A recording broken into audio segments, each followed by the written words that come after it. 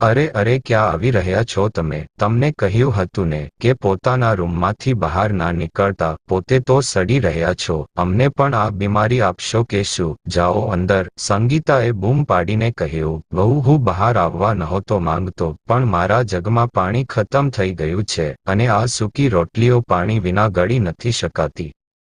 સંગીતાના સસરા શંકરજીએ કહ્યું. એટલામાં શંકરજીનો દીકરો મોહિત આવીને સંગીતાને કહે છે કે સંગીતા, તે શાક ખૂબ જ વધારે આપી દીધું હતું મને, તેથી મેં તેને એઠું મૂકી દીધું છે અને થોડું માપ મુજબ બનાવવાનું રાખ, જેથી ખાવાનો બગાડ ન થાય. અરે બગાડ શું કામ થાય? આ ઘરડો ડોસો છે ને. આટલું કહીને સંગીતા આંગણામાં જઈને એક તૂટેલા નાળિયેરની વાટકી લઈ આવે છે, જેમાં ના જાણે ક્યારથી વરસાદનું પાણી ભરેલું હતું, તેથી તે ગંદી થઈ ગઈ હતી. તે વાટકી લાવીને તેમાં મોહિતની થાળીમાંથી બચેલું શાક નાખીને શંકરજીને આપીને કહે છે, આલો, આજે તમારું નસીબ સારું હતું, જેથી શાક મળી ગયું. જાઓ, આમાં રોટલી ખાઈ લો. પણ વહુ, આ તો કેટલી ગંદી વાટકી છે, આમાં હું કેવી રીતે ખાઈ શકું? આમાંથી તો ખૂબ જ દુર્ગંધ પણ આવી રહી છે. તું મોહિતની થાળી જ મને આપી દેતી. શંકરજીએ કહ્યું. શું કહ્યું? તમે તેની થાળી આપી દઉં? પોતાના પગ પરના ઘાને નથી જોતા? શું તમે સડી ગયા છે? અરે, જો મારું ચાલે તો હું તમને જમીન પર ખાવાનું આપું. આટલું કહીને સંગીતા ત્યાંથી જતી રહે છે અને શંકરજી ચૂપચાપ તે ગંદા નાળિયેરની વાટકી લઈને ચાલ્યા જાય છે. પરંતુ તેની દુર્ગંધને કારણે તેઓ શાક નથી ખાઈ શકતા અને તે દિવસે સૂકી રોટલી ખાઈને જ પોતાનું પેટ ભરે છે. બીજા દિવસે સંગીતા મોહિતને કહે છે, સાંભળોજી, પોતાના બાપનું કંઈક કરો. તેમનો એક ઘા જોઈને તો મને ઉલટી આવે છે. તો તું શું ઈચ્છે છે કે હું તેમના એક ઘાની સારવારમાં પોતાનું ઘર વેચું? તું જાણે પણ છે કે તેનો કેટલો ખર્ચ થશે? મોહિતે કહ્યું. અરે, હું તો કહી રહી હતી કે કોઈ સરકારી દવાખાનામાં દાખલ કરીને આવતા રહો, કમસે કમ આપણને તો કોઈ ખતરો ના રહે. સંગીતાએ કહ્યું. ઘણી વાર તો બતાવ્યું છે, સરકારી હોસ્પિટલમાં બસ ડ્રેસિંગ કરીને જ છોડી દે છે. ખબર નહીં કેવો ઘા છે જે સૂકવાનું નામ જ નથી લઈ રહ્યો. મોહિતે સંગીતાને કહ્યું. વાસ્તવમાં શંકરજીના પગમાં વાગીને એક ઘા પડી ગયો હતો, જે ઘણા સમયથી હતો. લોહી અને પરુ પણ વહેતું હતું. સરકારી હોસ્પિટલમાં ડ્રેસિંગ કર્યા બાદ ઘરે મોકલી દેતા હતા અને અમુક દવાઓ અને મલમ ખરીદવાનું કહેતા હતા, પરંતુ મોહિત કોઈ દવા કે મલમ નહોતો લાવતો. તો પછી ઘા સૂકે કેવી રીતે? શંકરજી એક ખેડૂત હતા. તેમને વૃક્ષો અને છોડ વિશે ઘણી બધી જાણકારી હતી. જ્યારે પણ તેમના ઘામાં વધારે દુખાવો થતો, ત્યારે તેઓ ઝાડીઓમાંથી કોઈ જડીબુટ્ટી અને પાંદડા લાવીને ઘા પર લગાવતા હતા. આનાથી તેમને દર્દમાં ઘણો આરામ મળતો, પરંતુ ઘા એટલો ઊંડો હતો કે તે ધીમે ધીમે અલ્સરમાં ફેરવાઈ રહ્યો હતો. એક દિવસ રાત્રે શંકરજીના ઘાની પીડા ખૂબ જ તીવ્ર બની ગઈ. પહેલા તો તેઓ લાંબા સમય સુધી સહન કરતા રહ્યા. તે જડીબુટ્ટી અને પાંદડાને પણ લગાવ્યા, પણ જ્યારે પીડા વધતી જ ગઈ તો તેઓ મોહિતને જગાડવા ગયા. બેટા, બહુ દુખાવો થાય છે, મારાથી સહન નથી થતો. શંકરજીએ દરવાજો ખખડાવતા કહ્યું. અરે, આ ડોહાને ક્યારેય ચેન નથી પડતું, સંગીતાએ મોહિતને જગાડતા કહ્યું. ઉઠો અને જુઓ, તમારા બાપને શું થઈ ગયું છે? ખબર નહીં આટલી બધી બૂમો કેમ પાડી રહ્યા છે? મરતો પણ નથી આ ડોહો. તું સૂઈ જા ચૂપચાપ. બૂમો પાડવા દે તેમને. તેમના માટે પોતાની ઊંઘ બગાડવાની કોઈ જરૂર નથી. તેમને તો કોઈ કામ નથી, પણ આપણે તો છે ને, મોહિતે કહ્યું. આ બાજુ શંકરજી પોતાના દુખાવાથી પરેશાન થઈને રસોડામાં જઈને થોડી હળદર અને બરફ પોતાના ઘા પર લગાવવા લાગ્યા. સવારે ઉઠીને જ્યારે સંગીતા રસોડામાં જોવે છે કે હળદરનો ડબ્બો ખુલ્લો અને બરફની ટ્રે પણ ફ્રીજની બહાર પડેલી છે, તો તે સીધી શંકરજીના રૂમમાં મોઢું ઢાંકીને જાય છે. તો જુએ છે કે શંકરજીના પગમાં હળદરની પટ્ટી બાંધેલી છે. તો તેનું લોહી ઉકળી જાય છે અને તે કહેવા માંડે છે, ઓ ડોહા, તારી હિંમત કેવી રીતે થઈ રસોડામાં જઈને ત્યાંની વસ્તુઓને હાથ લગાવવાની? હવે તો મારે કોઈ નિર્ણય લેવો જ પડશે. આટલું કહીને તે રૂમને બહારથી તાળું મારીને નીકળી જાય છે. લગભગ 1-2 કલાક પછી મોહિત અમુક માણસો સાથે આવે છે અને શંકરજી કંઈ સમજે અને બોલે એ પહેલા તે માણસો શંકરજીને તેમના ખાટલા સાથે ઉપાડીને લઈ જવા લાગે છે. અરે આ બધું શું કરી રહ્યો છે બેટા? ક્યાં લઈ જાઓ છો મને? નીચે ઉતારો, હું પડી જઈશ, શંકરજીએ રડતા રડતા કહ્યું. ચિંતા ના કરો, તમારી અર્થી નથી કાઢી રહ્યો, બસ તમારી વ્યવસ્થા બહાર ગાયના તબેલામાં કરી રહ્યો છું. ખબર નહીં કયો રોગ લઈને બેઠા છો. પોતાની ઉંમર તો ગુજરી ગઈ છે, પણ અમારી ઉંમર હજુ મરવાની થઈ નથી. હવેથી તમે અહીં જ રહેશો, અને ખબરદાર જો ઘરની અંદર આવવાની હિંમત કરી. મોહિતે આટલું કહ્યું અને શંકરજીને તબેલામાં મૂકીને જતો રહ્યો. કડકડતી ઠંડી અને ઉપરથી તબેલો પણ ધૂળ અને કાદવથી ભરેલો. વર્ષો પહેલા એક ગાય હતી, જેના માટે આ તબેલો બનાવવામાં આવ્યો હતો. આજથી શંકરજીનું તે ઘર બની ગયું. ખેર શંકરજી બીજું કરી પણ શું શકે? તે ચૂપચાપ ત્યાં આડા પડી ગયા. તેઓ ખાવા માટે સંગીતાને ના જાણે કેટલી વાર બૂમો પાડતા, પરંતુ સંગીતા જાણે સાંભળીને પણ નહોતી સાંભળતી. ઘણી વખત બૂમો પાડીને શંકરજી જ્યારે થાકી જતા, ત્યારે સંગીતા ખાવાનું લઈને બહાર આવતી અને તેને એ રીતે સરકાવીને શંકરજીને આપતી, જાણે ખબર નહીં તેમને કોઈ ચેપી રોગ હોય. ઘણી વખત તો સંગીતા ખાવાનું આપતી પણ નહોતી, તો આના પર શંકરજી ઘરની બહાર નીકળી જતા, કારણ કે પડોશીઓ પાસેથી ખાવાનું માંગવામાં તેમને શરમ આવતી. તેથી તેઓ બજારની દુકાનોમાં જઈને ખાવાનું માંગતા. ક્યારેક કોઈ દયા કરીને તેમને ખાવાનું ખવડાવતું, તો ક્યારેક તેમને આખો દિવસ ખાવાનું મળતું નહીં.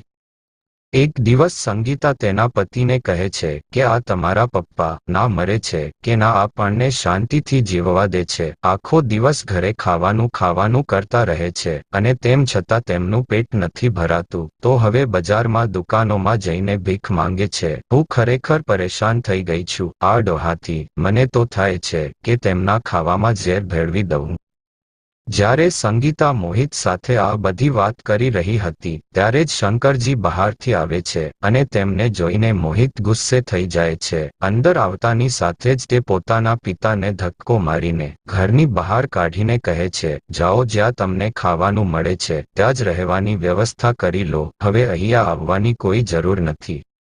બેટા, આવું ના કર. હું આ ઉંમરે ક્યાં જઈશ? મારા પર દયા કર, તારો બાપ છું હું. હવેથી હું ક્યારેય બહાર નહીં જાઉં. કૃપા કરીને માફ કરી દે મને. શંકરજીએ ખૂબ આજીજી કરી, પણ મોહિત ના માન્યો. રડતા રડતા શંકરજી રસ્તા પર ચાલીને જઈ રહ્યા હતા.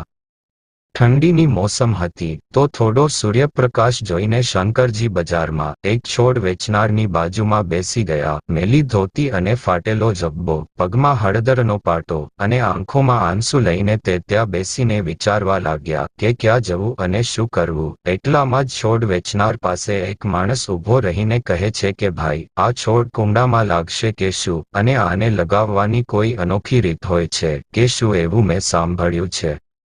અરે ના ના, કોઈ અનોખી રીત નથી હોતી, અને આને ક્યાંય પણ લગાવી શકાય છે. આ ખૂબ જ સારા બીજમાંથી ઉગાડવામાં આવ્યો છે. છોડ વેચનારે કહ્યું, ના બેટા, આ છોડ કુંડામાં નહીં ઉગે, અને જો હજી પણ ઉગાડવા જ માંગતો હોય કુંડામાં, તો માટીમાં થોડું છાણ નાખી દે, જે કદાચ ઉગી જાય. આ છોડને સૂર્યપ્રકાશ ખૂબ ગમે છે, તેથી તેને તડકામાં મૂકી દેજે. શંકરજીએ જ્યારે છોડ વિશે તે લોકોને વાત કરતા સાંભળ્યા તો તેમનાથી રહેવાયું નહીં, અને તેઓ પોતાનું દુઃખ ભૂલીને તે છોડની વિશેષતા જણાવવા લાગ્યા. અરે વાહ કાકા, લાગે છે કે તમને વૃક્ષો અને છોડ વિશે ઘણી જાણકારી છે. બાય ધ વે, શું કરો છો તમે? તે ખરીદદારે પૂછ્યું. હા બેટા, હું ખેડૂત છું, તો વૃક્ષો અને છોડમાં રસ તો હોય જ, પણ અત્યારે ફિલહાલ તો હું રસ્તાની ધૂળ છાંટી રહ્યો છું. શંકરજીએ ઉદાસીથી કહ્યું. કાકા, મારા એક મિત્રને માળીની જરૂર છે, તમે કરશો તે કામ? ખરીદનાર સંકેતે પૂછ્યું. બેટા, હું તારાથી કંઈ છુપાવીશ નહીં. આ જે મારો ઘા છે, તેના કારણે મારા પુત્રએ જ્યારે મને નથી રાખ્યો, તો બીજું કોઈ કેવી રીતે રાખશે? શંકરજીએ કહ્યું, માત્ર ઘાના કારણે જ પુત્રએ કાઢી મૂક્યા. આ આજકાલના બાળકો પણ કેવા છે. ક્યારે સારવાર કરાવવામાં આવી હતી તમારી કાકા? સંકેતે પૂછ્યું. હા, લઈને ગયો હતો સરકારી હોસ્પિટલમાં મારો પુત્ર. બસ તેઓ ખાલી પાટો બદલીને ઘરે મોકલી દેતા હતા. કોઈ દવા પુત્રએ ખરીદી નહીં. બસ ત્યારથી આવું જ છે. શંકરજીએ કહ્યું સંકેતને. શંકરજીની વાત પર દયા આવી ગઈ અને તે તેમને પોતાની સાથે એક ક્લિનિકમાં લઈ ગયો અને ત્યાં તેમનું ડ્રેસિંગ કર્યા પછી અમુક દવા આપવામાં આવી. ત્યાર પછી સંકેત શંકરજીને પોતાની સાથે પોતાના ઘરે લઈ આવ્યો અને કહ્યું કાકા, હવે તમે આમ રસ્તા પર નહીં રહો. તમારા રહેવાની અને કામની વ્યવસ્થા મેં કરી દીધી છે. હું ઈચ્છું છું કે તમે આત્મસન્માન સાથે પોતાની રીતે જીવો. ધિક્કાર છે એવા બાળકોને જેઓને પોતાના માતા પિતાની જરાય કદર નથી. કાકા, તમે કામ તો કરી શકશો ને? બેટા, હું બજારમાં બેસીને વિચારી રહ્યો હતો કે હવે હું ક્યાં જઈશ, શું કરીશ, અને ભગવાનને પ્રાર્થના પણ કરી રહ્યો હતો કે તેઓ મને પોતાની પાસે બોલાવી લે. પરંતુ જો ભગવાને મારી પ્રાર્થના કેવી રીતે સ્વીકારી? બેટા, એક ખેડૂત ક્યારેય મહેનતથી નથી ડરતો અને કોઈના પર બોજ બનવાને બદલે પોતે મહેનત કરીને જીવવાનું વધુ પસંદ છે, મને શંકરજીએ કહ્યું. શંકરજીની સતત સારવાર અને દવાને કારણે તેમનો ઘા સુકાઈ ગયો અને હવે તેઓ સ્વસ્થ દેખાવા લાગ્યા. પછી સંકેત સાથે તે એક મોટા ઘરમાં ગયા. જો દોસ્ત, કોને લાવ્યો પોતાની સાથે? તારે તારા બગીચા માટે એક માળી જોઈતો હતો ને? તે આજ છે. સંકેતે તેના મિત્ર પ્રમોદને કહ્યું, અચ્છા, તમને ગાર્ડનિંગ સારી રીતે તો આવડે છે ને? વાત એમ છે કે મને પોતાનો બગીચો હંમેશા ખીલેલો જોવો સારો લાગે છે, પરંતુ હું શું કરું? જેને પણ અહીંયા રાખીને જઉં છું તે ફક્ત આરામ અને બેદરકાર રહે છે. પરિણામે મારો બગીચો ઉજ્જડનો ઉજ્જડ પડેલો છે. પ્રમોદે કહ્યું, બેટા, તું અહીંયા નથી રહેતો કે શું? શંકરજીએ પૂછ્યું. ના કાકા, મારો મિત્ર વિદેશમાં રહે છે. આ ઘર તેના પપ્પાનું છે અને અંકલને પોતાના આ ઘર અને બગીચા સાથે ઘણો પ્રેમ હતો. તે અહીં નથી રહેતો, પણ આ ઘરની સંભાળ રાખવાની જવાબદારી મારી છે. સાફ સફાઈ, ગાર્ડનિંગ, બધી જ. પરંતુ હું પણ તો આખો દિવસ અહીંયા ના બેસી શકું ને? અને આ વાતનો ફાયદો અહીંના કર્મચારી ઉઠાવે છે. કહે છે કે અહીંની માટી સારી નથી. જ્યારે અંકલ, એ વખતે કેટલો સુંદર હતો આ બગીચો. સંકેતે કહ્યું, હું તો પછી જતો રહીશ અને તમને આ જવાબદારી આપીને જવા માંગુ છું, કારણ કે સંકેતને તમારા પર ખૂબ વિશ્વાસ છે. તો હું પણ તમારું કામ જોવા માંગુ છું અને હું વર્ષમાં ફક્ત એક જ વાર આવી શકું છું, પ્રમોદે કહ્યું. પ્રમોદના ગયા પછી શંકરજીએ માત્ર બગીચાની જ નહીં પરંતુ આખા બંગલાની કાયાપલટ કરી નાખી. તેમના કાર્યકાળ દરમિયાન કોઈને પણ બેદરકાર રહેવાનો સમય નહોતો મળતો. દિવસ વીતતા ગયા અને વીતી ગયું વર્ષ. જ્યારે પ્રમોદ પોતાના બંગલે પાછો આવ્યો, પોતાનો બગીચો જોયા પછી તેને પોતાની આંખો પર વિશ્વાસ જ ના આવ્યો. તેણે પહેલા બગીચાનો ફોટો અને વિડીયો તો જોયો હતો, પણ પોતાની આંખોથી જોયા પછી તે વધુ ખુશ હતો. પ્રમોદનો પુત્ર વિક્કી આવો ફૂલ બગીચો જોઈને શંકરજીને કહે છે, દાદુ, તમે આ બધું કેવી રીતે કર્યું? તમે જાણો છો કે તમે પોતાની ગાર્ડનિંગની રીતો જો યુટ્યુબ પર જણાવશો તો તમે ખૂબ ફેમસ થઈ જશો. અરે બેટા, મને ક્યાં આવડે છે એ બધું? હું તો બસ માટી, બિયારણ, ફૂલ, છોડ, વૃક્ષો વિશે જ જાણું છું અને આ બધું કરવામાં મને ઘણી ખુશી મળે છે. શંકરજીએ વિક્કીને કહ્યું, તમે ચિંતા ના કરો દાદુ, તમારે તમારું મનપસંદ કામ જ કરવાનું છે અને વિડીયો અને ચેનલ તો હું બનાવીશ અને તમને શીખવાડી પણ દઈશ. જોજો, જ્યારે તમને લોકો ગાર્ડનિંગ કરતા જોશે અને શીખશે તો તમે કેટલા પ્રખ્યાત થઈ જશો, વિક્કીએ કહ્યું. સાચે જ વિક્કીએ શંકરજીનો વિડીયો અને ચેનલ બનાવી અને દરેકની અપેક્ષાઓ કરતાં પણ વધારે શંકરજી થોડા જ સમયમાં એટલા પ્રખ્યાત થઈ ગયા કે લોકો તેમને ઓળખવા લાગ્યા હતા. તેમને દેશ વિદેશમાંથી ફોન આવવા લાગ્યા પોતાની ટેકનિક બતાવવા માટે, કારણ કે તેમને વૃક્ષો, છોડ અને જડીબુટ્ટીઓ વિશે પણ ઘણું જ્ઞાન હતું. તો તેના પર પણ વિડીયો બનાવવાનું શરૂ કર્યું. હવે શંકરજી પાસે નામ, પૈસા બધું જ હતું. પછી પ્રમોદે તેમને કહ્યું, મારો આ બંગલો હું વેચવા તો નહોતો માગતો, પણ આટલી દૂરથી તેની સંભાળ રાખવી પણ ખૂબ મુશ્કેલ હતી. તેથી હું આ બંગલો હવે તમને વેચવા માંગુ છું, કારણ કે જે વ્યક્તિ આનો માલિક ના હોવા છતાં પણ આનું આટલું ધ્યાન રાખી શકે છે તો તે તેનો માલિક બનીને કેટલું ધ્યાન રાખશે. હવે આ સારા હાથમાં છે અને આને ખરીદવાની હું તમારી પાસેથી કોઈ બજારની કિંમત નહીં લઉં. તમારાથી જેટલી આપી શકાય તેટલી જ આપજો.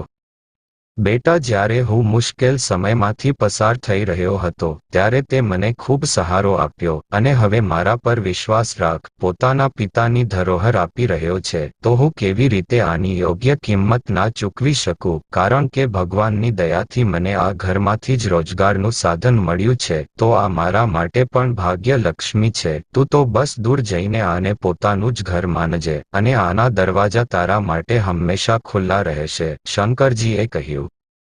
પ્રમોદના ગયા પછી શંકરજીએ તે ઘરના બાકીના ભાગમાં પણ ગાર્ડનિંગ શરૂ કરી દીધું અને જડીબુટ્ટી છોડ અને વૃક્ષો વાવવા લાગ્યા. સાથે સાથે તેમણે એક નર્સરી પણ ખોલી, કારણ કે તેઓ એક પ્રખ્યાત વ્યક્તિ બની ગયા હતા, તેથી તેમની નર્સરીમાં હંમેશા ભીડ રહેતી હતી. અમુક લોકો તો બસ તેમની સાથે ફોટો પડાવવા અને જોવા આવતા હતા. એક દિવસ સવારે અમુક લોકો મોહિતના ઘરનો દરવાજો ખખડાવે છે. જેવો જ તે દરવાજો ખોલે છે, એક માણસ તેને કહે છે, આ ઘર ખાલી કરવાની નોટિસ છે, તમારે 1 અઠવાડિયામાં આ ઘર ખાલી કરવું પડશે. કોણ છે જે અમને અમારા ઘરમાંથી જ કાઢશે? અમે શું કોઈ ભાડુઆત છીએ? આ અમારું ઘર છે. સંગીતાએ મોહિતની પાછળથી બહાર આવતા કહ્યું, જુઓ, અમે નથી જાણતા, અમારે તો માત્ર આ કોર્ટની નોટિસના હિસાબે ચાલવાનું છે. કોર્ટ પ્રમાણે આ ઘર જેનું છે, તેઓએ આ ઘર બળજબરીથી કબજે કરવાનો તમારા પર આરોપ લગાવ્યો છે. તે માણસે કહ્યું, અરે જાવ જાવ, હું બહુ સારી રીતે સમજુ છું. આજકાલના ફ્રોડને જેમનું ઘર હતું તે વર્ષો પહેલા ગુજરી ગયા છે, તે મારા પિતા હતા. આ જુઓ તેમનો ફોટો. તને શું લાગ્યું આ રીતે આવીને અમને કની પણ કહી દઈશ અને અમે માની લઈશું? ભાગી જા અહીંથી, અન્યથા પોલીસને બોલાવીશું. મોહિતનું આટલું કહેતા જ શંકરજી પાછળથી કહે છે કે પોલીસને બોલાવીશ તો પોતે જ ફસાઈ જઈશ બેટા. એમ પણ બોલાવી લીધી છે પોલીસને, કારણ કે હું જાણતો હતો કે તમે લોકો આટલી સરળતાથી આ ઘર ખાલી નહીં કરો. અચ્છા, તો તમે જીવિત છો, પરંતુ તમે સાબિત કંઈ પણ નહીં કરી શકો, કારણ કે મકાનનો દસ્તાવેજ મારી પાસે છે અને હું પોલીસ વકીલ બધાને પૈસા આપીને આ મકાન પોતાના નામે કરાવી દઈશ. હવે તમારી પાસે એટલા પૈસા તો છે નહીં, તો તમારું આટલા વર્ષો પછી આવું વ્યર્થ જ જશે, મોહિતે કહ્યું. ત્યાં સુધીમાં પોલીસ આવી જાય છે. એ પહેલા કે કોઈ કંઈ બોલે, મોહિત પોલીસને એક ખૂણામાં આવવાનું કહે છે અને પછી તે પોલીસને કહે છે, સાહેબ, આ મારા પિતા છે. તેઓ વર્ષો પહેલા ઘર છોડીને ભાગી ગયા હતા અને તેમની માનસિક સ્થિતિ પણ સારી નથી. હવે આટલા વર્ષો પછી આ મારું ઘર છે એવી બૂમો પાડી રહ્યા છે. જો તમે ઈચ્છો તો મારી પાસેથી કંઈક લઈને આ વાતને પતાવી દો. એમ પણ પાગલની વાતની શું વેલ્યુ? અરે હા હા, તમે ચિંતા ના કરો, હું પોતાના હિસાબે આ કેસને પતાવી દઉં છું. આટલું કહીને પોલીસ શંકરજી પાસે જઈને કહે છે, નમસ્તે સાહેબ, તમારા બંગલા વિશે તો ઘણી ચર્ચાઓ થઈ રહી છે, તો પછી આ નાનકડા મકાનનું શું કરશો? અરે બેટા, આ મકાનને હું ભલે દાનમાં આપી દઉં, પરંતુ આ નાલાયકને નહીં આપું, કારણ કે તે આના માટે લાયક જ નથી. શંકરજીના આટલું કહેતા જ પોલીસ કહે છે, મોહિતજી, તમારે તો આ ઘર હવે ખાલી કરવું જ પડશે. અરે ભાઈ, તેમને જ્યારે કહી દીધું કે તેઓ તમને નથી રાખવા માંગતા, તો પછી અમે કોણ છીએ તેમને રોકવાવાળા? અને એમ પણ આટલા મોટા માણસ જ્યારે કહી રહ્યા છે તો તેઓ ખોટું થોડી બોલતા હશે. આટલા મોટા માણસ મતલબ કે એવું લાગે છે કે કોઈ ગેરસમજ થઈ છે તમને? આ એક સાધારણ માણસ છે, મોહિતે પોલીસને કહ્યું. લાગે છે કે તમને દેશ અને દુનિયાની જાણ નથી. આ આજના સૌથી મોટા ગાર્ડનિંગના યુટ્યુબર છે. માત્ર આ શહેરના જ નહીં, દેશ અને દુનિયાભરના લોકો તેમને ઓળખે છે. આ શહેરમાં તેમનો બંગલો જ કરોડોની કિંમતનો છે. તેમ છતાં આ મકાન લેવા માંગે છે, તો જરૂર તેનું કોઈ કારણ હોવું જોઈએ અને તેઓ દાવો ત્યારે જ કરી શકે છે જ્યારે આ મકાન તેમના નામે જ હોય, પોલીસે કહ્યું. પોલીસની વાતો સાંભળીને સંગીતા અને મોહિત આશ્ચર્યચકિત થઈ જાય છે અને પોતાની નાવડી ડૂબતી જોઈને મોહિત કહે છે, પપ્પા, ભૂલ તો બાળકોથી જ થાય છે, પણ તેના કારણે તેમના માતા પિતા તેમને આટલી મોટી સજા થોડી આપે છે. એ પહેલા કે તે બીજું કંઈ બોલે, શંકરજી તેને એક થપ્પડ મારીને કહે છે કે માફી ભૂલની હોય છે, ગુનાની નહીં. હવે તમે પણ સમજો કે માફી ભૂલની હોય છે, ગુનાની નહીં. હવે તમે પણ સમજો કે જો માતા પિતા પોતાના બાળકોને પ્રેમ કરી શકે છે અને તેમની દરેક ઈચ્છાઓ પ્રેમથી પૂરી કરી શકે છે, તો જ્યારે સમય આવે ત્યારે તેઓ તેમનો નાશ પણ કરી શકે છે. હવે ઝડપથી આ ઘર ખાલી કરો અને અહીંથી નીકળી જાઓ, તમે બંને મારી નજર સામેથી. પિતાનું આવું ઉગ્ર સ્વરૂપ જોઈને બંને આજીજી કરીને પગમાં પડીને માફી માંગવા લાગ્યા. પરંતુ શંકરજીનો પ્રેમ હવે ક્યાંક દટાઈ ગયો હતો. તેમને પુત્ર અને વહુ ઉપર જરા પણ દયા ના આવી અને પોતાની ગાડીમાં બેઠા અને ત્યાંથી પોતાની મોટી હવેલીમાં જતા રહ્યા. સંકેત અને સંગીતાને તો હજુ પણ નવાઈ લાગતી હતી કે જે પિતાને એમને આટલો ત્રાસ આપ્યો તેઓ આજે ક્યાં પહોંચી ગયા. પણ અફસોસ, હવે તેઓ ઈચ્છતા હોવા છતાં પણ કંઈ નહીં કરી શકે. શંકરજીએ પોતાના પુત્ર અને વહુ તરફ પાછું વળીને પણ ના જોયું અને બંને દરની ઠોકરો ખાતા રહ્યા. આજે તેમને અહેસાસ થઈ રહ્યો હતો કે તે બંનેએ શંકરજી સાથે કેટલું ખરાબ વર્તન કર્યું હતું. આજે સંકેત અને સંગીતા પોતાના કર્મોનું ફળ ભોગવી રહ્યા છે અને દર ભટકવા માટે મજબૂર છે. જે જેવું કરશે તેને તેવું જ મળશે. કોઈએ સાચું જ કહ્યું છે કે જે વાવશે એ જ લણશે. જ્યારે તમે બાવળ વાવ્યો હોય તો કેરી ખાવાની ઈચ્છા કેવી રીતે રાખી શકો? મિત્રો, કહેવાય છે કે સમય બદલાતા વાર નથી લાગતી. આજે તડકો છે તો કાલે છાયો હશે, આજે અંધકાર છે તો કાલે પ્રકાશ હશે, આજે ગરીબી છે તો કાલે અમીરી હશે. તેથી આપણે સારા કર્મ કરીને સારા સમયની રાહ જોવી જોઈએ, ના કે ખોટા કર્મ કરીને જલ્દીથી સફળતા મેળવવાની કોશિશ કરવી જોઈએ.